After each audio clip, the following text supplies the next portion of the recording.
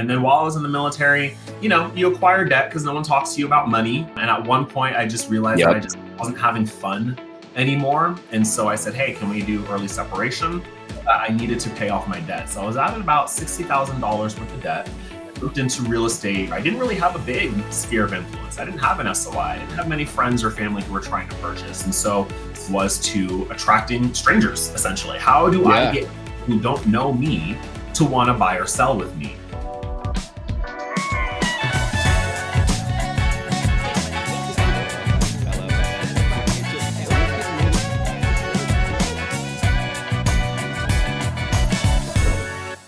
Well, welcome fans to a new episode of Real Estate vs. Technology. I want to thank you all so much for your time and attention today, as we want to bring someone to you that is just bubbly and fun and outgoing. This individual actually has done multiple things, from Army veteran to being on TV to being a host of the American Dream TV to also being San Antonio's #1 best realtor of 2023. And I think a good theme for today's episode is like, be you and just scream on the mountaintops and don't hold back. Welcome the one and only Mark to the show, MarkAnthony to the show. I appreciate your time today, and I'm really excited to deep dive into your story and just all things you, man.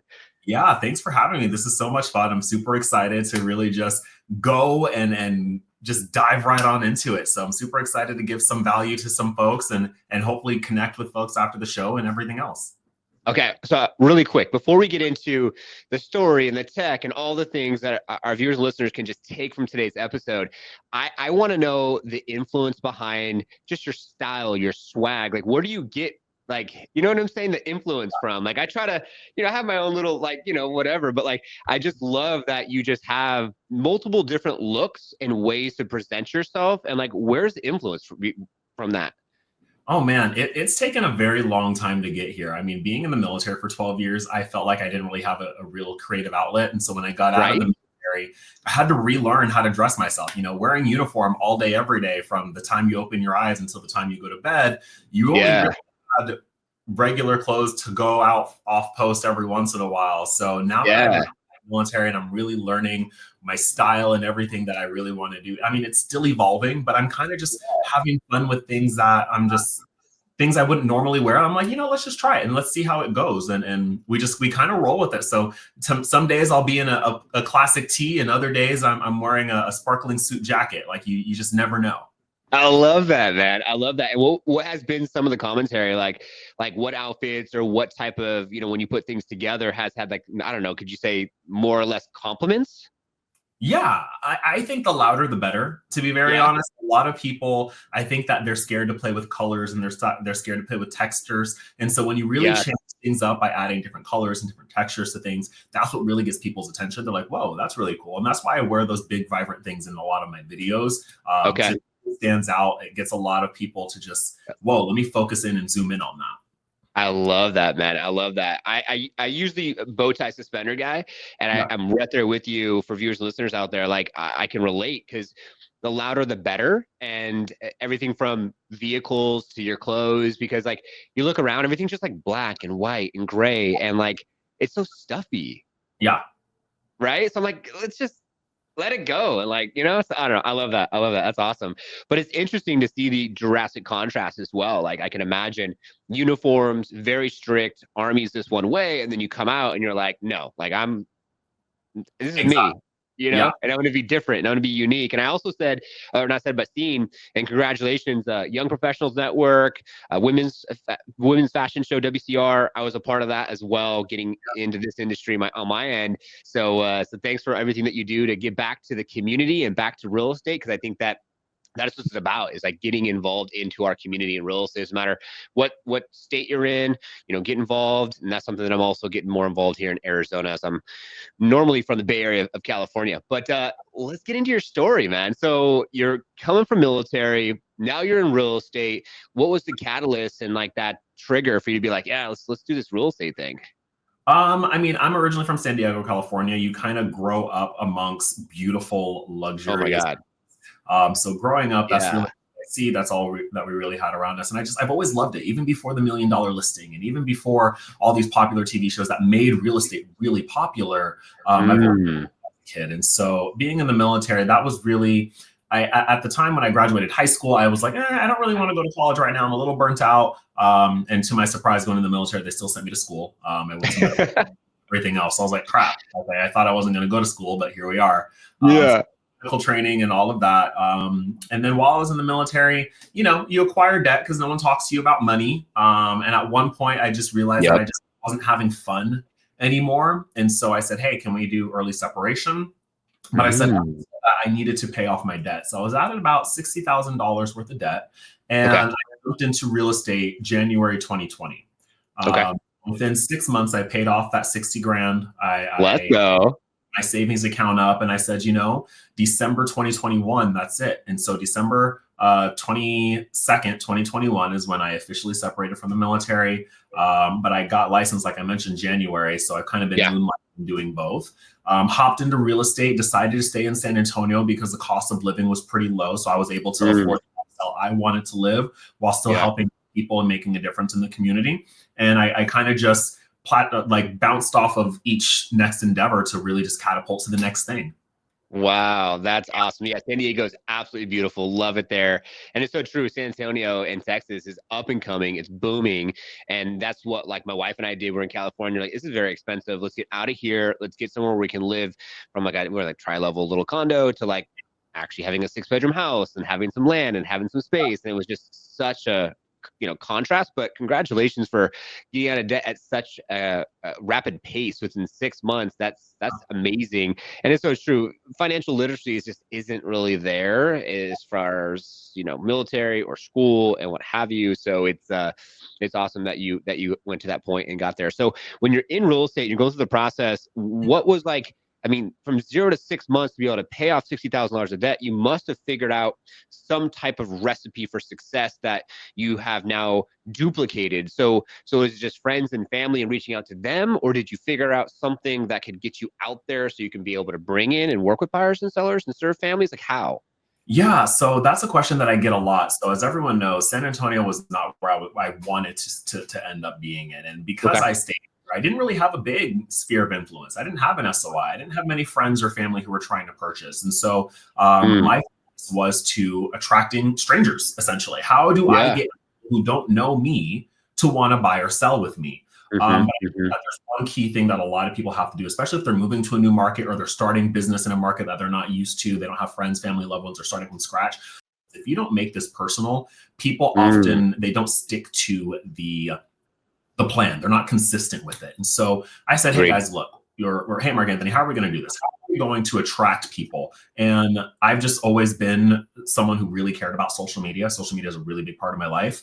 And so I really just leaned in on social media. I just been making content. I previewing houses. I would get on my bike because I just bought a house and I'm living in an area where houses are flipping and gentrifying. I would bike down to those houses, record, come back, etc. I was able to get exercise, so it was really cool. And post, hey guys, look, what's your mortgage? How much do you pay in rent versus what you could possibly afford in mortgage? And back then, when interest rates were 2%, that got me a lot of business. When people were like, oh, I'm paying $2,000 a month on rent.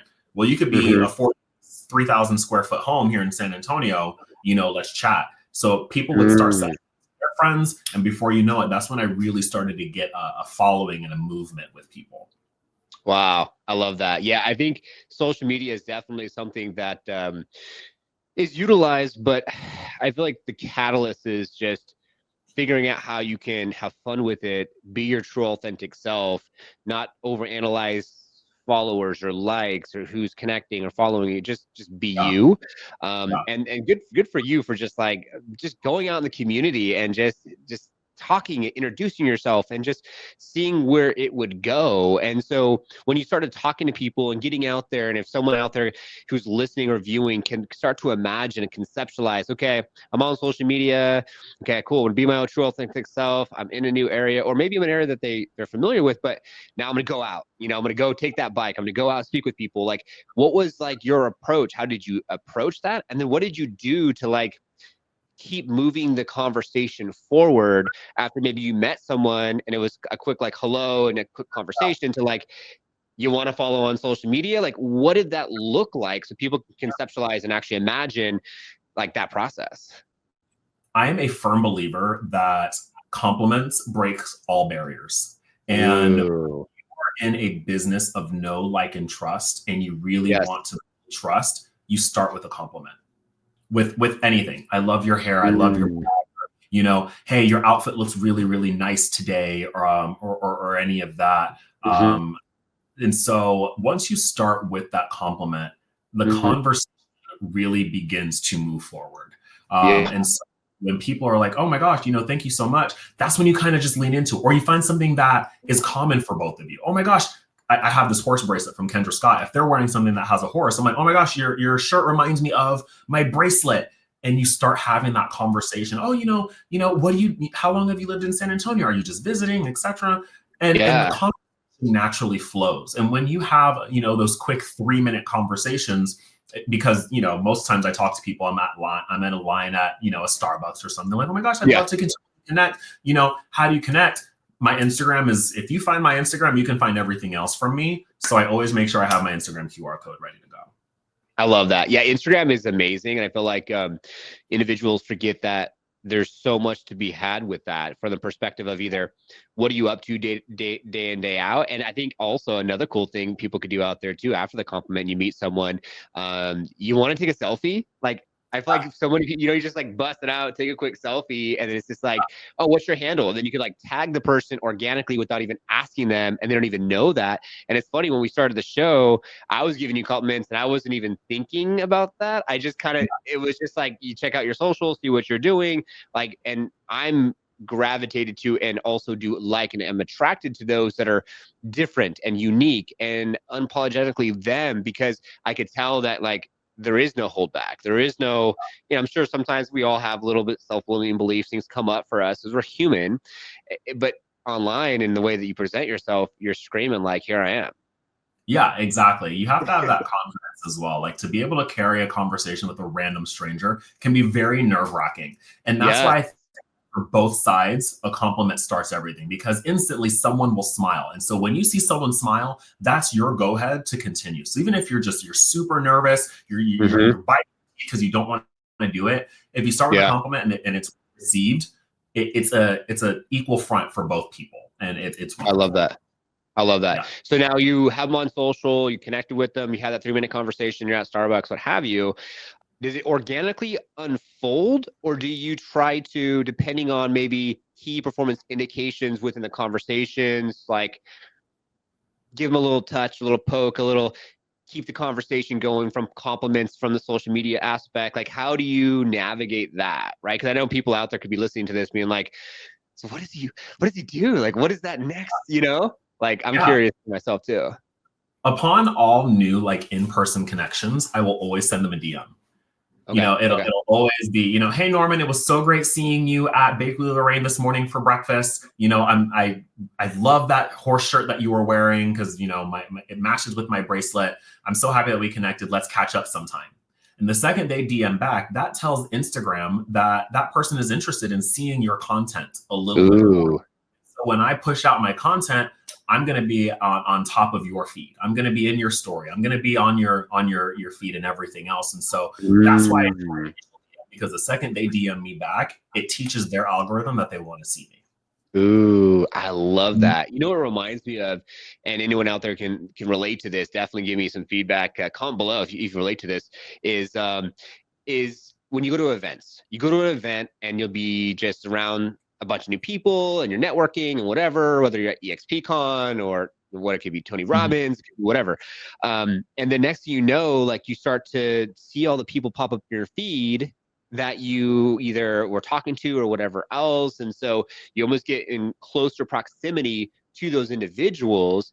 And that's super smart, that like you can almost like reverse engineer the algorithm from the sense of like, you're not starting from nowhere, like because you went to the event or you said hello and met someone in physical reality at the coffee shop. You can then utilize that to help your algorithm to then connect with more. That's so smart. Exactly. Yeah. I don't like to leave things to chance, especially when it comes to a relationship-based business. So the one to, if you're going to buy a house, you're going to buy it from me. You're going to remember that Anthony is the guy no matter what. Yeah. So I always just want to remind people where we met, how we met, and what the conversation was, because I want how they felt when we spoke. And Correct. More conversation, like, hey, that guy really made me feel really great. I was having a pretty bad day about my outfit, and he loved my outfit. So, that was really nice. And I see that he does real estate, and I know the market is kind of crazy. So maybe I can, hey, MarkAnthony, I hope I'm not bothering you. But I love messages like that. I love those messages because I love helping people. So if I can jump in and just assist, that's what I'm going to do. If you agree, give us some feedback below. Give me some love. Give us some love. It's so true. Cause like you said, people won't forget what you said and did, but they will forget the way like you made them feel. And not just that, but also I love the idea and the ideologies of the fact that like making someone feel good, but then also tying it in with like the way you present yourself and the way that you wear the loud colors, it does give off like this emotional response, which then gives them the ability to be like, right? Because like, I'll give you an example. So I got rid of my one vehicle. So I like cars. I got rid of one of my vehicles. It was just a Tacoma. Then I picked up this TRX. So I spelt like, are you ready to lift off your real estate business in the back of it? But business was spelt wrong. And the wife's like, you need to change that. Like, that does not look good. This, that, and other thing. I'm like, well, it does create an emotional response for someone who's a hell of analytical, who's like, that's spelt wrong. So maybe I leave it. It's like those type of things that you could do to really be able to like, you know what I'm saying? Navigate that process. So it's noticed. Right? Yeah. I love that. Anything you can do to get noticed. I 100% agree with that. So then from your social media content and when you're thinking about producing content and get yourself out there and you're like posting things, like I see you do like some listing posts, and then I see that you do some fashion stuff. I see that you do some skits. Like, do you kind of go with the vibe and the flow of the day, or are you very mindful of like, hey, let's put together this posting calendar for a month? Like, how do you navigate the world of your Instagram and social media and posting? Yeah. Every real estate coach is about to scream at the top of their lungs. Everything I do is organic. I don't calendar. I don't script. I don't, like, if I wake up today and I'm ready to record, and I feel bad for my videographer, so God bless him for but I'm like, Malcolm, here's the idea. I need you to meet me at 1:00. This is what we're going to do. And I give him just an idea because, again, I don't script anything, and we just improv right on set. And so there will be times where we record 6 videos in a day, and there will be times where we record 1 video in a day, or there might be weeks where I don't record or make any content. As you see from my social media, I haven't made any new skits as of lately because it's just not done anything. And so I wish we could stick to a content calendar, but to keep my content as exciting as I want to keep it, I'm a spur of the moment type of person. And I know that content calendars are so important for people, but if I'm going to be excited about making a skit, I need to be on scene, just improving it and doing it right then and there. If I love that. Great, but everything else. Wow, I love that. I'm right there with you. I'm very much just kind of off the cuff. Personal social media wise, on the Liftoff Agents, a sponsor of our show, on that side, then it's like, okay, it's a little bit more like, okay, Mondays are filming content day. Okay, great. It's YouTube content and short form for social and whatever. And then, the team's expecting it, whatever. But yeah, personally, it's like, I feel like emotions move. And so that's where I feel like when I feel like that emotion to move and to like put things out there, you'll do that. I also love like this skit that you did, just like maximizing opportunities, where it was just like a quick outfit and your Tesla, and then you just like, you're at the house anyways, you're doing a walkthrough, whatever it is, like, let's do a skit. And I feel like there's something to be said, like when you get out in nature, or you get out to a formal listing presentation, you get out to open house, or you get out to just go into a house to just go over whatever and meet the inspector, like it gives you an opportunity to think creatively. You know what I'm saying? At least for me, I don't know if you relate to that, right? To like go and have some fun with it. Yeah, exactly. Being outside, you kind of get to see the environment and how you can use it. When you're at home, it's the same thing all day, every day. And you're like, I don't want to record another video in my house. But when you're at a different space, you kind of get inspired around what is there or thereof. And so while we are there, that's when I get my best ideas, because you really get to the house, or you get to play with whoever else is in that space with you, which I think is really. I love that. I love that. That's awesome. Yeah, it's so true too. Definitely something that helps you be able to change the creative juices. Like right now we're in the in-person podcast studio. So normally we'll have individuals, we'll zoom out for anyone viewing, we zoom out. We usually have the hot seat over there. So you'd be jumping in the hot seat and having some fun, but it's cool, virtually too, we can still be able to vibe out and have some fun and do what we're doing. Yeah. So you're at EXP, you've been an icon agent. Congratulations on that. And, or you still are. And so what's your thoughts with being a single agent or growing a team, and like what does that look like for you? Oh man, I love being a solo agent. I think that I made a team too early in my career, which has turned me to building another team. Okay. I think that I was too young in my real estate career to have built a team. I think that until you learn to not want it more for others, you will not be an team leader. And that was my challenge, because I want people to succeed as much as I do, but you can't make someone succeed. So true. You will it for them. And so I had to get out of my own way and realize that there are some people on my team who just did not want it. And I had to either be okay with that, or we had to just say, hey, I still think that you're a great person, but I don't think that this is right for you. But because I kind of just let it go for so long, I think that I was just, hey, this isn't it, and I completely dissolved my team, and I've been sold since. I think the way that I've kind of circumvented it was doing a organizational model at EXP, where people who do decide to join under me, we host weekly trainings, etc. But I am not directly involved in their business, how they get their leads, how they handle their transactions, etc. Yeah, that makes a whole lot of sense. And like, just for anyone out there that maybe just going a little bit deeper from the perspective of like building a team too early and thinking about like, okay, this is for me instead of it being for others. Like, what did that mean for you as far as like wanting it bad for yourself instead of wanting it more for others? I've always been a giver, and I think I made a team because I wanted to give back, because I saw what I needed when I was a solo agent getting $60,000 out of debt, and I was like, hey, I want to help y'all as much as possible. So I made my team. It was younger agents. We were all in our 20s, some in our 30s, and all that other stuff. But most of it was focused towards younger agents who are just getting in the business, or they've only worked W-2 and they don't really know how to work 1099. And so you have to come to a point where you realize, I think I'm giving too much, because if I'm more frustrated that they don't have anything in the pipeline than they are frustrated, then it may not be a good fit. And it's not wrong to say, hey, people who are working with me on my team should want to be successful. But if they don't, you can't force them to do anything that they don't want to. And so you as a leader need to take that step back and either separate or move forward, because like I mentioned, I completely dissolved the entire thing just because it just left me a really bad taste. I lost a lot of money from it. Wow. I just love taking care of myself now, which is really great. Focusing on my goal. And again, if anyone under my organization who's like, hey, Morgan, I need a little bit of help or a little bit of advice, I'm always happy to do that. I'm a certified mentor. I love helping people out. But I don't think that MarkAnthony, team leader of blah, blah, blah, will ever happen in the immediate future. I love that.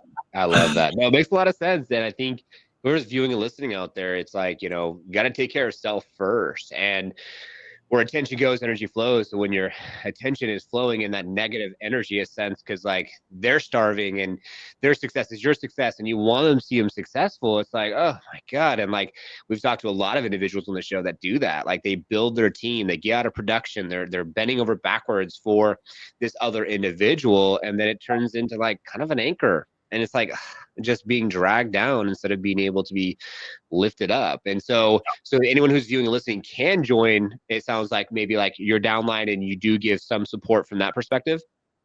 Yep, exactly. I always tell people, hey guys, look, and I tell them up front, and they're like, hey, Mark, I'm thinking about coming over. Because again, I'm not going to cold call you and say, hey, you want to come over to EXP?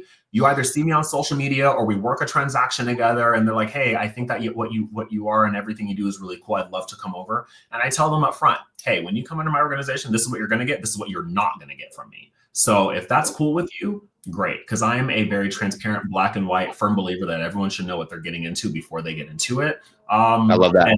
What has given me much success, whether it's with my clients, whether it's with agents who are coming in or not.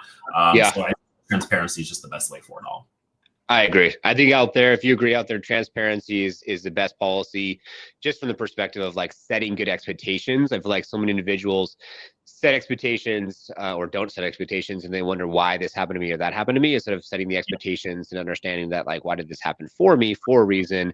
Oh, because I need to grow communication, better my SOPs or KPIs or whatever the case may be.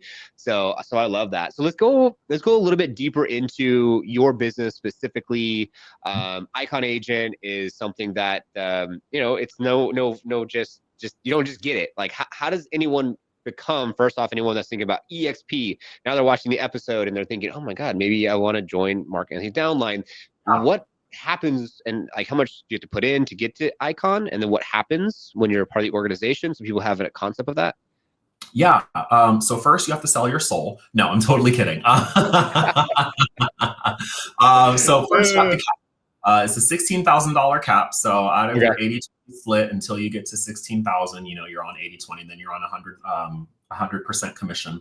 After that, you have to hit a different cap. I believe it's $5,000 for your broker review fee, and you get that by, I believe it's $250 per transaction. So essentially, you need to close 20 additional transactions after you cap.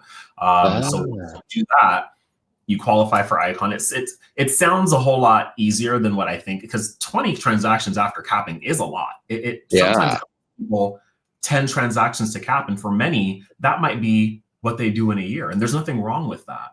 But in order to have, you literally have to do 20 more. You can't just say, hey, I'm going to give you $5,000, make me an Icon. You have to do that transaction base, and I think that's one of the biggest things for a lot of people, just putting in the effort to really ensure that, okay, it's June, I just capped, how am I going to get 20 more in the next 6 months? And it's buys and sales, you know what I mean? Like, you have to get it done in your calendar year. So that's it. Yeah. Wow, that's awesome. And then, so for you, when you think about, like, okay, so you meet the people, you're send them a DM, they're on your social media and they want to work with you. Like, how do you just use the social media to keep in touch with them? Or do you go deeper with, and I guess we could talk like the tech side with like CRM systems or other processes to be able to keep top of mind, when you start building the SOI? Yeah. So are we talking, okay. SOI, there you go. It kind of depends. I'm a firm believer. If I have you on social media and we're not really talking about buying yet, you're staying social media. Okay. Because I will forget about Bob that I just purchased, that I just spoke to. I'm not seeing Bob every day. Right. Yeah. I'm not a person who's like, hey, let me give you my phone number instead, because I'm not going to use it. I text the people that I normally text: my mom, my sister, my best friend. Boom. I'm going to text Bob randomly. Hey, Bob, how's your day going? Hello. So when it's on social media, if they forget who you are, it's easy to just go to the page. Oh yeah, I remember MarkAnthony. Oh yeah, I remember Bob. Up until Bob says, hey, MarkAnthony, I saw that you just posted this really great house in the Denver Heights area. My wife and I we're super early in it, but we love to chat about it. The second that happens, we move into the CRM. And then we have a conversation of, hey, do you want to talk on the phone? Do you want to Zoom? Do you want to meet in person? How would you best like to talk about how the market's going? 9 times out of 10, it's a phone call or it's a Zoom consultation. We'll put the MLS together. I'll show them, hey, the area that you're looking on, this is what the general prices are. This is what we always go through the sold houses. This is how much closing costs they gave to their last buyer, so they can make that decision themselves. I just provide the information. They make the decision based off the information I provide. I never say, so when do you want to go out? Or hey, when y'all figure what y'all want to do, give me a call. I'm always going to be here. I'm not going anywhere. And then I love it. I love it. Yeah, it makes a lot more sense too, because you can keep it light and airy with the social side. For anyone out there that's viewing and listening and thinking about, like, because honestly, like, I feel like Instagram is kind of like a CRM. You know, it's like you have the people that you follow, they follow you back, and then you have your content, they see it, and you have your stories and they see it. And so I by default kind of use text messaging and not really so much the CRM. I use like the Instagram more, but I do Yeah. like the idea of getting them into the CRM system, customer relationship management tool, anyone that doesn't know the acronym, and being able to then go deeper with like getting them on more of like a more frequent touch program, and then so much to document and conversations and everything else. It's like, okay, it's all in there, and I'm gonna keep it in my brain, you know. So No, I feel that. It allows me to learn more about their personality on social media, though, especially because I do a lot of this or that on social media when it comes to houses. That yeah, really helps me to understand their aesthetic, their vibe, because I can't really get their vibe if we're in a chat on my CRM. But when I say, hey guys, do you think that you could remodel this house, or would you just prefer a turnkey? And they hit turnkey, I go to turnkey person. You know what I mean? And so when it's time to really do that, that's why I keep everything on social. I'm very deliberate on what I post, because it allows me to get to know my audience a lot better. So I know what content to push out to better interact with them. I love that. And I don't think individuals use it in that way or that in depth. And that's where I love stories. And that's where it's just like, you know, sometimes I don't know, I maybe share more than I need to. And I actually had someone, I don't know, this is a little bit of a side subject matter, but someone who potentially was interested in the Lift Off Agent side that sponsors the show was just like, I guess you could say, in lack of better words and not go too deep into it, I was judged based off of my stories as to why that was a key indication of like, we can't work together, which is totally fine. And I feel that like so many individuals out there in real estate, they don't think to themselves, like, just go into your stories, swipe up on the story that you posted, you can see what's going on. And the first thing that came to my mind when you said, like, you know, when you ask them the questions based off the home and, you know, turnkey or, you know, what have you, it's like, if that was Bob in your CRM system and Bob was following your stories and then he answered that question, like you said, then you go in the CRM, you update the CRM underneath Bob, and then Bob doesn't even know that you're almost having an interaction with him, but you're not, because you just put it out there for the stories. And so that's why I feel like it's very interesting how things could be intricately woven and how we could utilize things differently, like social media, to have more success with that. Because I was talking to an agent earlier this week who there's like a big thing happening now. I don't know if you've seen it, especially in your market, relocation, like living in, moving to, there's like Levi Elastic of the worlds and Travis, and they have passive prospecting and yada, yada. And they've been on the show as well if anyone wants to check them out. And it was interesting because like, she was like, oh, I'm gonna go film and do this. Do you have any suggestions or any tips? And she's like, no stories and nothing on her social media. I'm like, just put stuff on your stories. Like, go to the coffee shop, like you said, go to the coffee shop and like go, or the bagel shop, and like go tag them. If they follow you back and then you follow them back and then they share your story, and then their customer base who's in the market you're about to talk about likes your stuff, it's a perfect opportunity for you to be able to get additional exposure for what? Just going to that coffee or bagel shop and giving them a shout out. Like, exactly. And that's what I tell people. I was just on another podcast yesterday, and that was my webinar message for a lot of people. So to circle back what you mentioned about 2 minutes ago, when it comes to posting on your stories, you have to be authentic. So if someone doesn't want to work with you, because like for me, I will post shirtless gym result pictures because I love fitness. And if that means I'm listing your home, okay, I still look great. I'm going to show you all that. my looks awesome. And that's what I care about. And there's a lot of agents who think that real estate is still a very traditional space and you always have to be professional in suit and tie. I'm like, I'm not doing that. If that is in what you want to do, awesome. But my tribe knows who I am and what I do. I am a very millennial real estate agent. You'll see me eating avocado toast and going on walks with my dog, but you'll also see me do these listing appointments and such. So I tell people, do not be scared to be genuinely authentic. Of course, don't overshare, of course, you know what I mean? But give a piece of your personal life and what you do. And that brings into that next point that you just mentioned, piggyback off of other people or corporations' followers. Do a collaboration post. You know, tag them in a story, like you said, because if they see you there and they're like, oh, this is a real estate agent, they click your profile, follow, you got a new connection. I am a huge on doing collaborative posts. And that's why I tell people, I know it's uncomfortable, but being an influencer in your city really works because you're It working does. with big brands, hotels, and restaurants who want to collaborate on your post, and you get thousands of followers by just doing something outside of real estate. People love to eat. Here in San Antonio, all the influencers are food influencers. So if you Ah, like food, you're kind of in there. And that's where you really have to get that differentiation. I tell people, don't just post real estate all day.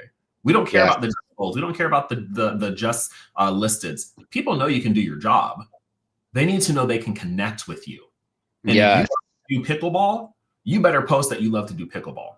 What do you already do organically that doesn't feel forced, that all you have to do is take your cell phone, prop it up, and record you doing it? Because when you feel like you have to be forced into posting a story, your audience already feels like, Mark Anthony's not connected to this. So it feels disingenuous. But I naturally Ooh. with my dog. So if I'm smiling and people are like, oh my gosh, he actually really loves this. Where's this trail? Where's he at? Etc. And it continues to build that narrative. So whatever you can naturally do, just throw a camera up and call it a day. Oh my God, that's so true and very powerful. It's amazing what you could do, and I love that. I feel that when you're thinking about like building a brand or you're thinking about your ideal avatar, like those are terms that are used all the time. And then agents are like, well, I work with anyone everywhere and like I'll take business and whatever. And then it's like, then it's almost in contrast to like if you don't feel like authentic to be like, hey, what's up, guys? Like, I'm on an amazing podcast with the one and only Mark Yeah. Anthony, but then you want to be stuffy and you want to have the suit and tie, right? And then you want Yeah. to like work with anyone and everyone. Guess what's going to happen? And I'm sure there's one person out there that can relate to this. You're going to go to a formal listing presentation. You're going to get the business and you're going to hate your life because you're working with someone that you don't like.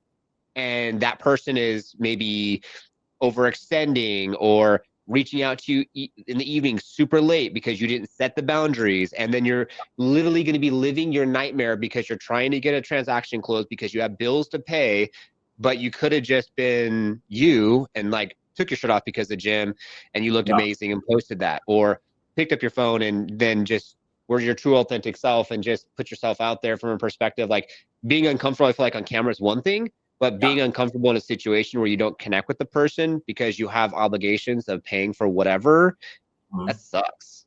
It does. And I tell people that all the time. My sister just got licensed in San Diego. I said, Alexis, you need to put business hours. If you don't, it will drive you crazy. My first year in business, I had clients calling me at 11. I'm answering, I just got off of work because remember, I was still active duty Army. I just got home. Yeah. I'm calls in the shower. Like it was so God. bad to the point where I was like, Mark Anthony, you can't do this anymore. I had a client call it, and they're just like, hey, I'm just driving in from Houston. I want to see 123 Main Street. Can you show me? I'm having dinner with my then boyfriend. I'm sitting here like, get dressed, like we gotta go. I'm like, Mark Anthony, what are you doing? And so since then, 9 a.m. to 6:30 p.m. Monday through Saturday, Sundays are completely off. I still believe, even though you are a business owner, you need a day off. It doesn't have to be Sunday. Pick whatever day you want it to be, even if it's half a day, but take a day to breathe. Even God rested on the seventh day, y'all. Like y'all have time to relax. And I think that the way the industry, well, if you don't answer, they're going to find someone else. Then find someone else. Because I know the value that I have. And if you're going to drive me crazy on just an initial consultation or, hey, I want to see this. No, I tell buyer clients, like, hey, can we fit this in? No, unless it's 24 hours in advance, I'm not going to make miracles happen. Yes. We have to set these boundaries with people because even though we're in a now industry, the second you set that standard, that's how the entire transaction is going to go. And I'd rather have 30 days than yes, okay. Y'all can cancel Christmas with that. It's not me. It might be the next agent, but it's not me. I love that. I love that. And I feel like you could just take it down to the most simplest term. Like I got a 6-year-old daughter and you tell her no, and she wants it that much more. You tell your clients no, they're going to want you that much more. Yep. Exactly. And it's so interesting. I don't know if you're out there listening or viewing this. It's so interesting that people feel like they need to do that. And then that's where it's like, man, if you don't take 5, before you know it, you're running ragged and you're just burnt out and you're like, man, I haven't been enjoying this process. And then you finally get that goal. And then you're like, oh, I don't feel any better. Well, that was me my first couple of years. I was like, okay, I paid off on my debt. Oh, cool. I did my first 100,000 in GCI. Oh, cool. I made my first 200,000 in GCI. I don't like this still. Like, I'm not. wow. Like, you know what I mean? Like those major Yeah. milestones we meet, because again, in that scarcity mindset of, oh, well, that sounds great, but I have Cheryl calling me right now, so I can't pay attention to that. Just out in real estate. I think that and my sister was telling me this the other day. She goes, I feel so embarrassed because what if I can't sell? Like I said, not everyone needs to be a top performing agent. We can all be number one agent, and there's nothing wrong with it. It's not a ding on anyone. But there could be someone named Cheryl who just wants to be comfortable with selling 10 a year, and they're okay with that. Yeah. My previous real estate coach, she was saying, hey, I have a member on my team. She sells 2 houses a year, both over $1 million, and she's happy with it. Wow. She gets her nice little commission. She only sells 2, and she doesn't want to be number one. She doesn't want to be on a leaderboard. She doesn't even want to be noticed. And that's okay. There's nothing wrong with not being the best real estate agent. There's nothing wrong with not getting awards. Whatever's comfortable for you, be comfortable with that. And there's nothing wrong with that. I think love that. People think like, no, you have to be more. You have to do this. You don't have to. Nope. Let Robert sell 3,000 houses. Yep. If you want to sell 3, you sell 3. Yep. Exactly. And then the one thing that comes up for me is a post that I saw, and I forgot his name. He's an older gentleman, but it was like, if you don't know what you want and where you're going, then how are you going to be able to be successful or achieve anything if you just aren't clear about what it looks like? And I feel like so many people out there are lost, and they don't know what it looks like, and they don't know where they want to go, and they don't set boundaries, and then they get burnt out. And like you were 200,000 GCI, and you're like, what am I doing? So what did you do then? Like when you had that kind of aha moment and you woke up, what did you do? Like what was like when you had to go into self-discovery and you had to figure that, like, I'm sure it took time, right? Yeah, I had to sit back a bit. And I remember this quote verbatim. It says, those who are vague get punished. Because there's 1,000,001 things that we could say out loud that if we're not vague enough, anything could happen. I remember I was at Summit and Tom Ferry was saying that he was telling his wife, honey, I want to be on TV. And she goes, that sounds great, but you can be on TV for anything. You could have just gotten arrested. You could have been murdered. You could have been named the best. Like, what do you want to be on TV for? And the second I heard that, I said, MarkAnthony, sure, you want to be a successful real estate agent, but what cost? I want to be successful because I have these boundaries and I want to sell 30 houses a year and I want to work with this many sellers and that many buyers and X, Y, and Z. And then I got very deliberate with my business. The second I got deliberate, that's when things started clicking. When I said, hey, I need to acquire Q1, I said I needed to acquire 10 buyers this quarter. Yeah. I said, how are we going to get those buyers? How many open houses am I going to do? How many networking events am I going to go to? How many first-time buyer seminars am I going to host? You have to be very deliberate. And the second you become deliberate and you hit that goal for that quarter, sit and enjoy that. Go take yourself out on a nice dinner. Buy a bottle of Vouv. Do something. And just say, hey, I'm gonna enjoy this. Because I think that as business owners in any form, real estate, you just opened your own bakery, we don't have the time to sit and enjoy because it's on to the next. There's a quote that says you don't appreciate what you did because you keep raising your own bar. So even though you hit this goal, you're like, okay, cool, now here, so this looks like crap. And you're like, well, I don't care about that anymore until I hit here. And then you hit here and you're like, I don't give a crap about that either.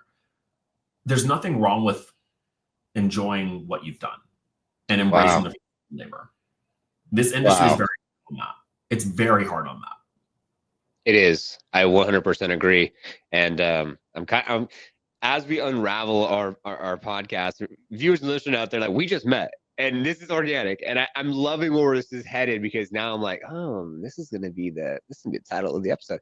So, what does MarkAnthony's life look like? If you think about like a 12-month calendar year, is there a number? Is there a lifestyle? Is there a like a time on to time off? Like, how did you find those boundaries for yourself? And like, what does your life look like now? Trial and error, lots and lots of trial and error. I think that as business owners, everything that we now implement is because something went wrong and a past life at a moment. And that is how things are for me. I wake up, I don't look at my phone for maybe the first hour and a half, 2 hours from waking up. My first real estate coach, she gave me some really great advice. If you do need your phone, especially like if you go to work out at the gym first thing in the morning, have that first page on your phone just be your music app. And if you do a fitness tracking app, let it be that app. Those two. Don't have your cell phone, not your cell phone, your phone calls, your text message. They can't be anywhere on that first page. Because if you get that, you already start getting into that mindset. You're already starting messaging and emailing back and everything else. So that's one of the big things for me. I make sure that I don't do any of that. I have started to transition into the morning gym club. I hate morning gyms. I hate. I'm right there with you.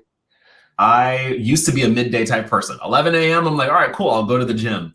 But I realized that there's just so many things that are happening now. I had to transition into a 6 a.m. type of person. Okay. I hate it, but I'm still going to go. Heck yeah. Come back, walk my dog, shower, change. And then if I don't have any appointments, I'm dialing for dollars. I am going for expireds. I am following up in my CRM. I'm circling back on conversations that I had with people a day ago, 2 days ago, etc. Closing the loop on things. That morning, I usually do an hour of power for cold calling. So only an hour, and I stop. I don't really have an expectation on numbers. I just say, hey, we're dialing for an hour, and we roll with it, you know. After that, if I have appointments, well, I have lunch, then I have afternoon appointments because that's usually when my buyers are available. Same with my listing appointments. Usually listing appointments are in the afternoon because people aren't free until 4 or 5 o'clock.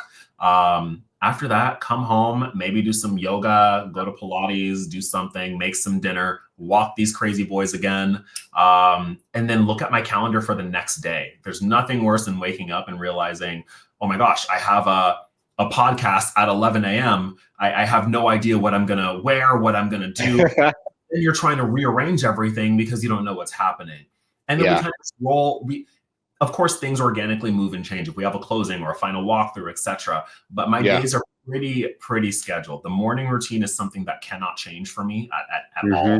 If the morning routine is shattered, the entire rest of my day is shattered. There's no way 100%. For me to pick up and be like, okay, well, that sucks, but let's roll into the afternoon, bud. I hate that I'm that type of person, but I'm like, we'll just restart this tomorrow.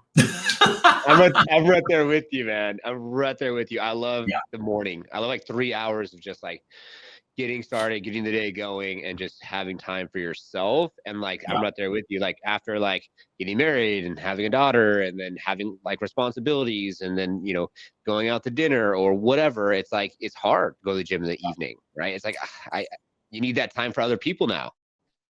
Exactly. Yeah. You're a dad and you're a husband. You have to give time to people as well. And so it's not easy when you're trying to backlog what did not happen in the morning.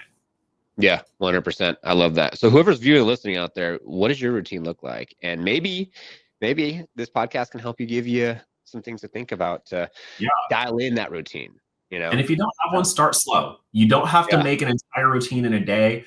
Ask ChatGPT to make a day instead of an entire week. Hey, ChatGPT, give me a day. I'm a real estate agent. This is my goal. What should I do this Wednesday? Boom. And see how you feel about it. I love that. And if it's great, we continue with it.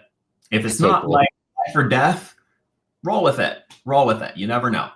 Dude, ChatGPT is so interesting. Like from asking it to give you like a meal or gym plan to a daily routine plan. It's it's amazing how you can do all that. That's so interesting, but it's so nice because you don't really need to specifically hire a coach or have a mentor, which is always a good thing. It's just, I feel like with YouTube and podcasts and AI, you can now get to a point where like you could spend nothing and be able to learn something new or get coached or have a schedule put together for you. So when we think about MarkAnthony and MarkAnthony for the future, like, what does it look like? Are you going to go out and do more with like TV? Are you going to do more with just building a downline and not transact anymore? Like what does it look for you like in the future? There's a lot. It's a bit of both of what you hit the nail on the head on. TV is going to be a very big portion of my life this year. There's a few reality TV shows that we are lined up in the shoot. So thing. Rev share when it comes to organization. Again, I'm not an attractor. I'm not going to just randomly call people. If people organically come over to me, great. Just like how, no, Tarek called me. So I'm under Tarek Al-Musa's downline. He called me. Okay. I would say I naturally attracted over, but I didn't. But everyone else that we've brought under has been pretty organic. Really, it's just expansion, always and always. You know what I mean? Just global domination. No. I love it.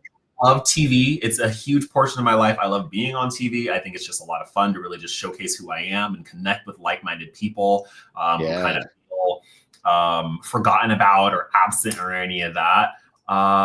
So yeah, just really killing it in business, having fun on TV, and hopefully growing a downline that I can help more people in, you know? Yeah.